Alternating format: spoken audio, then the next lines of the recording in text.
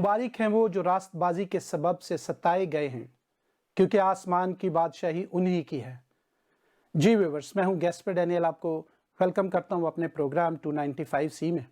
आज फिर हम एक ऐसे केस पर बात करेंगे जो कि लाहौर में 2017 में दर्ज करवाया गया, जो कि एक झूठा मुकदमा 295C का हमारे एक भाई नदीम सैमसन पर मुकदमा दर्ज करवाया गया। ये मुकदमा खुद एक ऐसे शख्स ने करवाया जो कि एक सूदखोर है, खुद एक क्रिमिनल है। तो आज हम इस मुकदमे पर बात करेंगे और आप सबको उसके जो असल वर्सा हैं, जो घर वाले हैं, उनसे आपकी बात करवाएंगे और सुनेंगे कि ये मुकदमा क्या है, क्यों बनाया गया और 4 सालों से इस केस की कहां तक ये केस पहुंचा। जी व्यूअर्स, आज हमारे साथ उनके भाई हैं हमारे स्टूडियो में, जिनका नाम अंजुम कमाल है। मैं उन्हें वेलकम करता हूं अपने स्टूडियो में। अमेरिका से हैं वो। मैं आपको वेलकम करता हूं अंजुम भाई। मसीह में सबको सलाम। बहुत शुक्रिया गैस्पर भाई और बीटीएल टीम का शुक्रिया जिन्होंने मुझे मौका दिया कि मैं इस पे बात कर सकूं। अंजुम साहब, मैं आपसे ये पूछना चाहता हूं कि ये मुकदमा जो नदीम सैमसन पर हुआ, क्या वाकया है, क्या आप व्यूअर्स को बताएंगे? श्योर। ये सर 2017 का 2017 का इंसिडेंट है। बेसिकली हमारा जो ताल्लुक है वो शाहदरा लाहौर से है। ओके। तो शाहदरा में ये प्रॉपर्टी मैटर था, जिसमें मेरे जो बड़े भाई थे नदीम सैमसन, उन्होंने गिरवी पे मकान लिया था।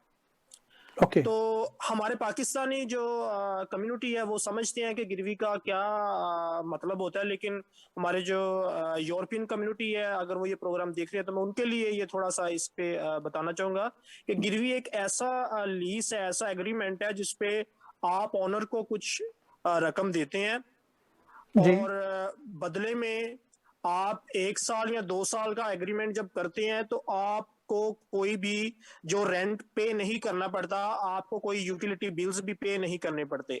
ओके। 1 साल के बाद या जितनी देर का एग्रीमेंट किया हो उसके बाद ऑनर जो है वो आपको आपकी रकम अमाउंट वापस देता है और आपने वो जो मकान है वो छोड़ देना होता है। जी। तो ये एग्रीमेंट जो तय पाया गया, ये नदीम सैमसन मेरे भाई के दरमियान और मालिक मकान उनका नाम था सखावत अली डोगर, ये उनके दरमियान तय पाया गया था। अच्छा, अब ऐसा हुआ है कि जब 2017 में जब ये एग्रीमेंट जो लीज था ये खत्म होने का था, तो मेरे भाई ने नदीम सैमसन ने 1 महीना पहले जो मालिक था सखावत अली डोगर, उसको नोटिफिकेशन दिया कि भाई ये मैंने मकान छोड़ना है, लिहाजा आप मेरी जो अमाउंट है वो मुझे रिटर्न का जो अरेंज करें। अब जो सखावत अली डोगर है उसने अपने रिश्तेदार को बीच में इन्वॉल्व किया, उसको बताया कि ये जो क्रिश्चियन है ये मुझसे रकम मांग रहा है, इसने छोड़ना है, इसने जाना है, लेकिन उसकी नीयत खराब थी, पैसे वापस देने का उसका कोई इरादा नहीं था। जी। लिहाजा उसने अपने रिश्तेदार अब्दुल हक गोगा को बीच में इन्वॉल्व किया और एक साजिश की। और उस साजिश के तहत उन्होंने क्या किया कि उसको जो अब उसका रिश्तेदार था अब्दुल हक गोगा, वो उसका जो मरकजी करदार बन गया। ओके। उसने अपने नाम की जो एक सिम निकलवा के और एक फेक फेसबुक अकाउंट अपने नाम का बनवा के, लेकिन वो जो फेसबुक अकाउंट था वो जिस सिम पे बनाया गया था वो मेरे भाई नदीम सैमसन के नाम की थी, वो डुप्लीकेट सिम थी। तो वो फेक अकाउंट उसने बना के और उस पे ब्लास्फेमस जो मटेरियल था वो उस पे अपलोड किया, क्योंकि वो डुप्लीकेट नंबर नदीम सैमसन की सिम का था, लिहाजा वो मेरे भाई को इस साजिश का शिकार बनाया गया। मैं थोड़ी सी यहाँ क्लियर चाहता और हूँ। 24 नवंबर हेलो। 2017 को मेरे भाई को एफआईए वालों ने जो है वो उठा लिया और 25-26 3 दिन फिजिकल रिमांड लिया, टॉर्चर किया, टॉर्चर सेल में रखा और उनकी जो हालत थी वो हालत गैर हो गई थी। और फिर उन्होंने उनको इसको जेल भेजने के लिए सर्विसेज हॉस्पिटल लाहौर से रब्ता किया। तो जब वहां ओके पे भाई को लेके गए हैं तो सर्विसेज हॉस्पिटल लाहौर के जो डॉक्टर्स हैं, मेडिकल बोर्ड है, उन्होंने कहा कि ये बंदा मरने को है, अबाउट टू डाई, लिहाजा हम इसका कोई क्लियरेंस का मेडिकल सर्टिफिकेट तैयार नहीं कर सकते। ओके क्योंकि जेल में भेजने के लिए किसी भी मुलजम को थाना या पुलिस स्टेशन या टॉर्चर सेल के बाद जेल में भेजने के लिए ये एक रिक्वायरमेंट है कि उसका मेडिकल उसका क्लियरेंस होना हेल्दी चाहिए होना कि बंदा बहुत ठीक है। जरूरी है। लिहाजा सर्विसेज हॉस्पिटल में मेरे भाई के जो डॉक्टर्स थे उन्होंने रिफ्यूज कर दिया कि हम इसका कोई झूठा या फेक सर्टिफिकेट नहीं बना सकते, क्योंकि बंदे को कुछ हो जाए या उसे कुछ हो गया तो ये सारी जिम्मेदारी हम पे आएगी। बिल्कुल। लिहाजा फिर ये, जी सर, जी जी आप कंटिन्यू करें। अच्छा, फिर ये जितने भी ये पुलिस वाले थे, एफआईए वाले, जिन्होंने तशद्दुद किया, फिजिकल टॉर्चर किया, ये मेरे भाई को 26 की शाम को वहां पे ले गए। मुंशी हॉस्पिटल है, ये लाहौर के एक साइड पे है, जी बैरूनी तरफ। तो जी वहां पे इन्होंने डॉक्टर से साजबाज की और उसे मैनिपुलेट किया गया कि ये इस बंदे ने ब्लास्फेमी की है, ही इज ब्लास्फेमस। तो लिहाजा उसका जैसे भी है उसका जो फेक मेडिकल क्लियरेंस सर्टिफिकेट है वो बनाया जाए। तो उस डॉक्टर ने वैसे बना दिया, मेरे भाई की हालत गैर थी, लिहाजा उस मेडिकल सर्टिफिकेट को लेके उसको भाई को कैंप जेल, जिसको डिस्ट्रिक्ट जेल लाहौर बोला जाता है, वहां पे उनको एज ए एक्यूज्ड वहां पे रखा गया। और अभी भी जो उनका ट्रायल है वो कोर्ट में चल रहा है एंड ही इज एक्यूज्ड, और 3.5 साल हो गए हैं अभी तक जो है he is under trial. Okay. मैं थोड़ा सा यहाँ पर क्लियरेंस चाह रहा हूँ कि जो सिम उसने निकलवाई वो आपके भाई के नाम पे निकलवाई। जी सर। जी सर, ठीक है। तो जो शनाख्ती कार्ड मैं जो समझ रहा हूँ इसको कि क्योंकि शनाख्ती कार्ड लेके वो सिम देते हैं, तो वो जो शनाख्ती कार्ड था वो उन्होंने वो वाला इस्तेमाल किया जो एग्रीमेंट बनाते वक्त या जो भी था वो किया। एग्जैक्टली सर, ये मैं बताता चलूं कि ये जो इस मुकदमे का जो मरकजी मुद्दई है जो वो है अब्दुल हक गोगा। गोगा जी और उसके वो एक असरो रसूख वाला बंदा है, उसके लिए कोई भी जो है चीज हासिल करना इस तरह की इलीगल कोई एक्टिविटी उसके लिए मुश्किल नहीं है। और उसका ये कारोबार यही है कि वो लोगों की जो प्रॉपर्टियां पहले तो देता है, उसका बेसिक जो उसका कारोबार है वो लोगों को ब्याज देना और सूद पे पैसे सूद, देना है। बिल्कुल बिल्कुल उसके बाद आपको पता है जो ऐसे लोग कारोबार करते हैं उनके सियासी असर रसूख होते हैं, पुलिस में, बिल्कुल एफआईए में, और उनके हाथ काफी लंबे होते हैं। तो उसने बिल्कुल मेरे भाई के जो नंबर था उसको इस तरीके से अपने सियासी असर रसूख से उसका डुप्लीकेट जो सिम है वो इशू करवा के तो ये सारा कुछ किया। Thank you brother. मेरा दूसरा सवाल ये है कि क्या थोड़ा सा आप बताएंगे जब जेल विजिट पे जाते हैं तो क्या 295C के कैदियों से मुलाकात उसी तरह होती है जैसे नॉर्मल कैदियों के साथ होती है, या कि इसमें बहुत सारी मुश्किलात जो हैं वो दरपेश होती हैं? हाँ जी सर, बहुत अच्छा क्वेश्चन किया है। अच्छा, मैं ये बताता चलूं कि जब हम परसिक्यूशन का लफ्ज इस्तेमाल करते हैं तो उसमें 3 चीजें आती हैं। सबसे नीचे जो निचला दर्जा है वो सी का, उसमें होता है डिस्क्रिमिनेशन। जी उसके बाद इसके ऊपर होता है बी को बोलते हैं जिसमें फोर्स कन्वर्जन, और हमारी जो लड़कियों को आजकल उठाया जा रहा है और आए दिन माइनॉरिटी की, मीनिंग उसमें हिंदू गर्ल्स भी हैं, अंडर एज गर्ल्स हैं, क्रिश्चियन अंडर एज गर्ल्स भी हैं, उनको उठा के उनको किडनैप करके और उनको फोर्स कन्वर्जन किया जाता है और रेप के बाद, ठीक है, बिल्कुल जबरदस्ती उनको मजहब तब्दीली करवाई जाती है। तो ये बी है। और नंबर ए पे आता है ब्लास्फेमी। तो ये जी 3 चीजें जब इन तीनों तीनों जो जुज हैं, ये अज्जा हैं प्रोसिक्यूशन के। तो डिस्क्रिमिनेशन जोन सी है, जब आप यहाँ पे जेल विजिटेशन के लिए जाते हैं तो आपको यहाँ भी जेल जो डिस्क्रिमिनेशन है, इम्तियाजी सलूक का सामना करना पड़ता है। अच्छा, इसका तरीकाकार ये होता है कि जो भी कोई बंदा मिलना चाहता है वो अपना असली शनाख्ती कार्ड दिखाता है, अपना रियल आईडी कार्ड दिखाता है एडमिनिस्ट्रेशन को, जेल की, और वो आपको रसीद बना के देते हैं। लेकिन वो आपको एक सेपरेट जो वेटिंग एरिया होता है वहां पे बिठा देते हैं कि यहाँ पे आपने वेट करना है। अच्छा, अब एक चीज इसमें जो मैंने पिछले साल जो मैंने जाती तौर पे जो मेरा तजुर्बा है वो ये है कि मैंने किसी सोर्स के थ्रू वहां पे अपने भाई से जो है पर्सनल एक मुलाकात करनी चाहिए, उसे कहते हैं स्पेशल मुलाकात। तो जी। स्पेशल मुलाकात मैं करने के लिए गया, एक मैंने किसी ऑफिसर से फोन भी करवाया, जेल सुपरिटेंडेंट को कॉल करवाई, लेकिन इसके बावजूद मेरे भाई को मुझसे स्पेशल मुलाकात नहीं करने दी गई। अच्छा, अब देखिए वहां पे जो डाकू हैं, जो चोर हैं, जो जनाकार हैं, जो रेप के केसेस में, उनसे आप स्पेशल मुलाकात कर सकते हैं। बिल्कुल। लेकिन तौहीन रसालत के जो मुलजम है, जिसका अभी जुर्म साबित नहीं हुआ, आप उसे कोई स्पेशल मुलाकात नहीं कर सकते, कोई सोर्स नहीं लड़वा सकते। नंबर वन तो ये बात है। जी। अच्छा, जब आप उसको शनाख्ती कार्ड के थ्रू जब आपको रसीद मिलती है, तो फिर डिस्क्रिमिनेशन आगे फिर शुरू होती है कि वो जो जितने भी वो जो उसमें प्रिजन जो पुलिस के जो एहलकार होते हैं, वो आपको बड़ी हकीर नजरों से देख रहे होते हैं, और कभी आपको कहते हैं वहां बैठो, कभी आप कहते हैं वहां बैठो। तो इस तरीके से वो आपको तंग करते हैं, जलील करते हैं। और जो हमारी खवातीन है, हमारी मसीही बहनें, या कह ले कि ब्लास्फेमी के जो दूसरे जो मसीही कैदी हैं, उनके खानदान में खवातीन का तो कोई हाल ही नहीं है कि वो खवातीन जाके वहां पे किसी अपने फैमिली मेंबर से मुलाकात कर सकें। अच्छा, उसके बाद सुबह जो है वो 8 बजे से ये टाइम स्टार्ट होता है, और 3 बजे तक जो है मुलाकात का जो है ना वो सिलसिला जारी रहता है। लेकिन जो ब्लास्फेमी के जो विक्टिम्स हैं, उनसे जो फैमिली मेंबर्स की मुलाकात होती है, वो शाम को बिल्कुल आखिर पे 2 बजे या 2:30 बजे वो शुरू करवाते हैं। उससे पहले वो जो चोरी के, डकैती के, रेप के जो मुलजमान है, उनसे मुलाकात उनके फैमिली मेंबर्स की करवाई जाती है। लेकिन ब्लास्फेमी के विक्टिम की बारी जो है वो सबसे आखिर पे आती है। और ठीक है। मुलाकात के लिए टाइम भी कम बचता होगा। हाँ जी। उसका एग्जैक्टली तो बेसिकली उनका ये होता है कि इनको सिर्फ 10 से 15 मिनट ही दिए जाएं, तो वो फिर कोई भी जो बातचीत है वो खुल के उनसे नहीं हो सकती।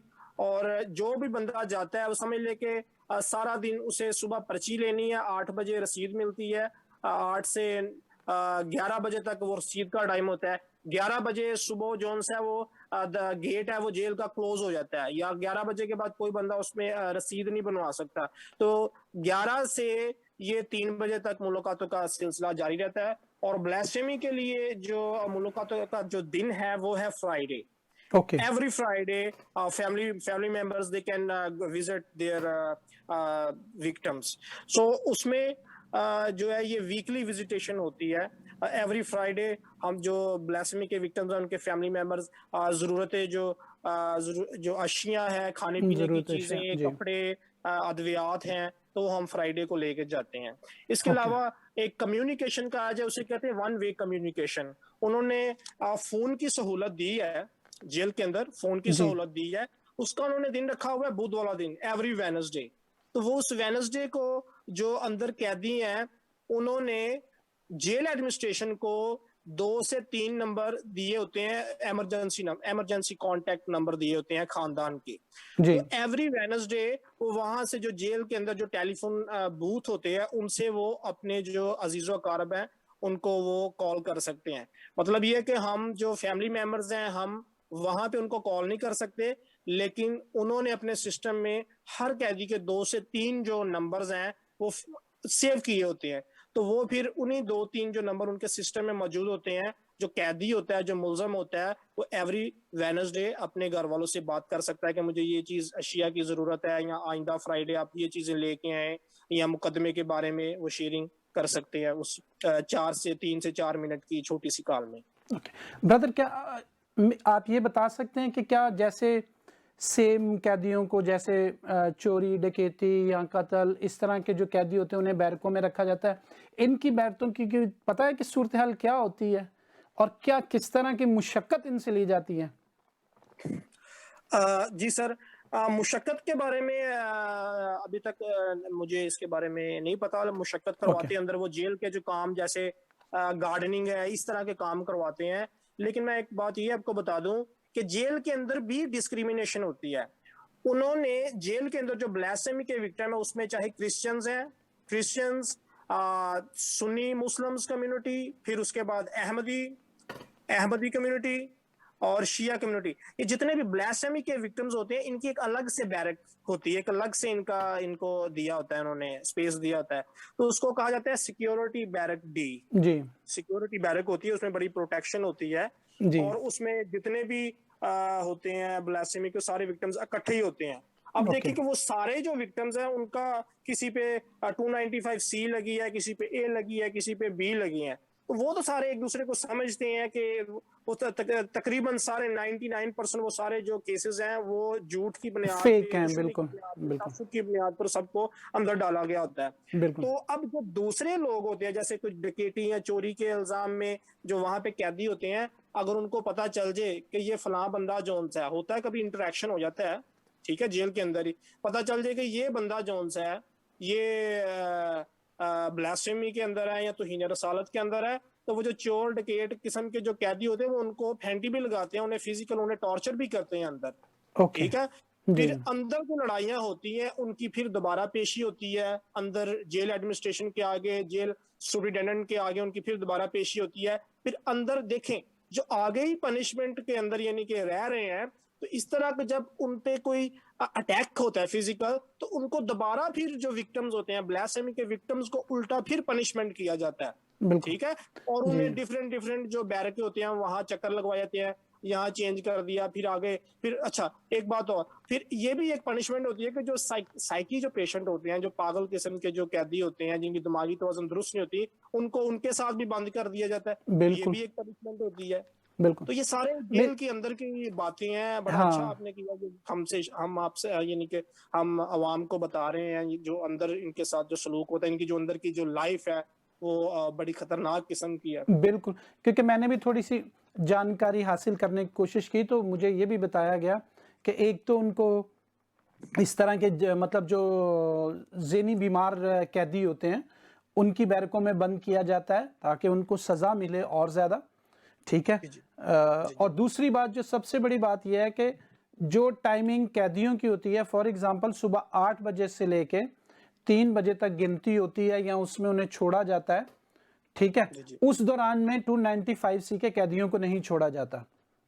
जी जी उनको बिल्कुल 1 घंटा दिया जाता है नहाने के लिए और दूसरे कामों के लिए, फिर उन्हें छोड़ा जाता है जब दूसरे कैदियों को टोटल बंद कर दिया जाता है। ठीक है एग्जैक्टली। Brother, thank you. बहुत ज़बरदस्त इन्फॉर्मेशन है जो मेरे मतलब हमारे व्यूअर्स के लिए बहुत ज़रूरी है, जिसको जाना जाए। मेरा एक और अगला सवाल है कि क्या कभी किसी 295C की फैमिली को, जो इससे, इस दर्द से, जो नाहक उन पर केसेस किए जाते हैं, उनमें से वो गुजर रही होती है, फैमिली या मुलजिम, क्या कभी हमारे मसीही सियासतदानों ने या मजहबी रहनुमाओं ने कोशिश की है कि उनको विज़िट किया जाए, फैमिलीज़ को विज़िट किया जाए या किसी किस्म की भी सपोर्ट की जाए?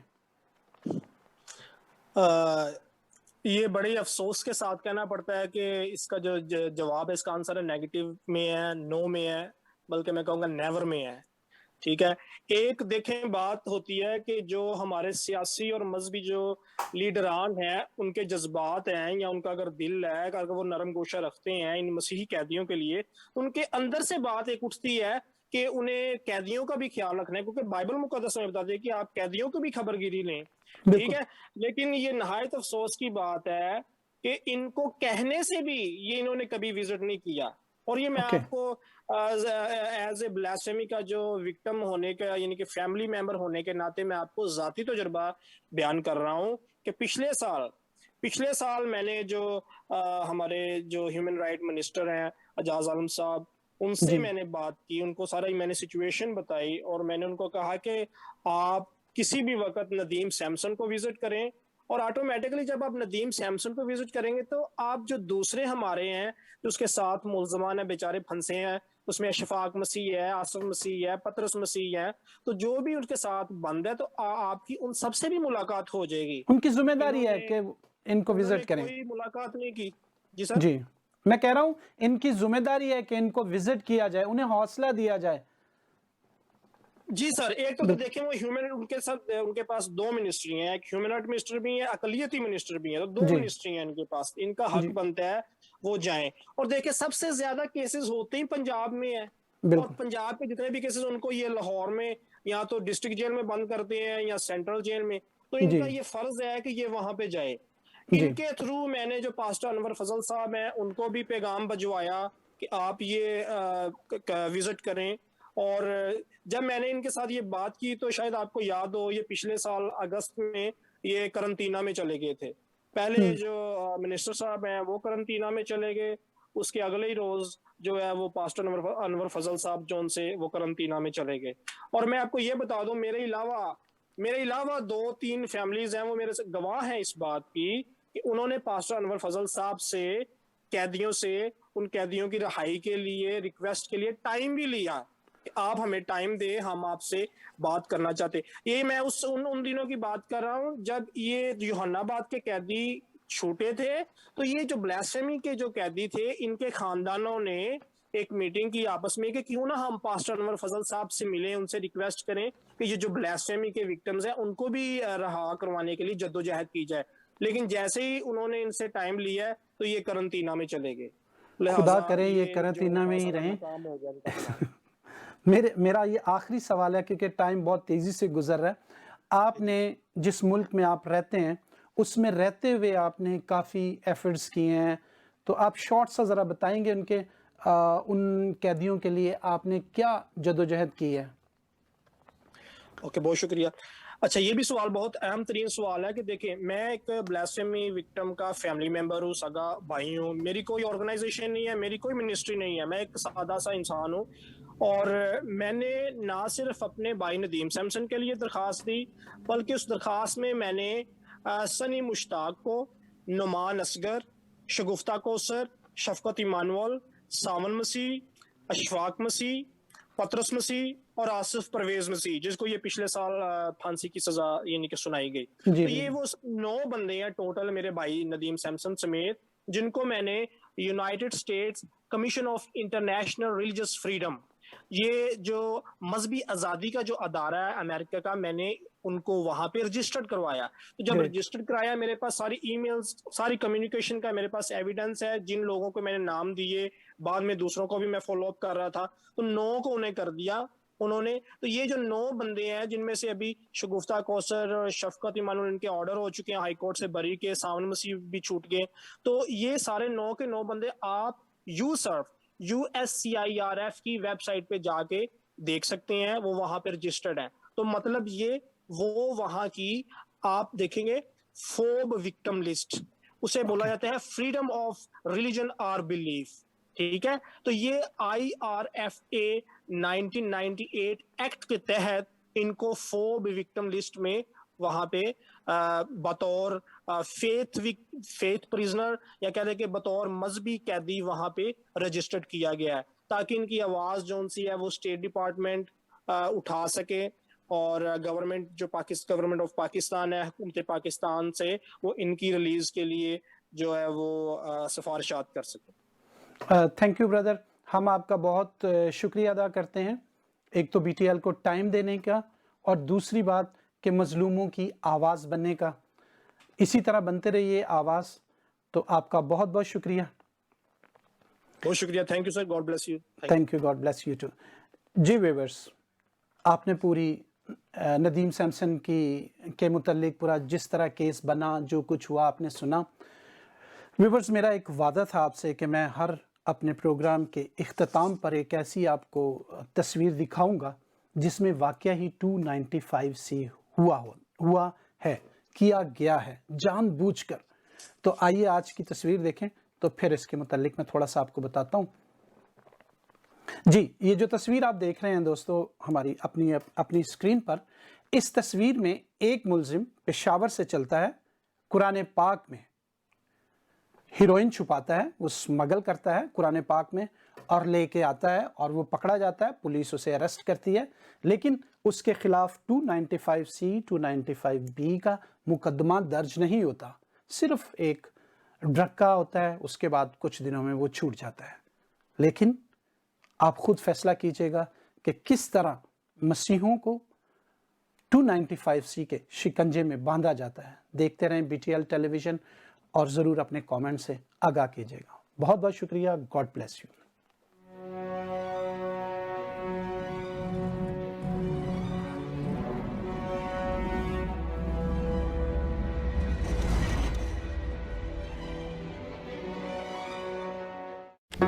Do not forget to like the video, subscribe BTL TV, and press the bell icon to receive notifications.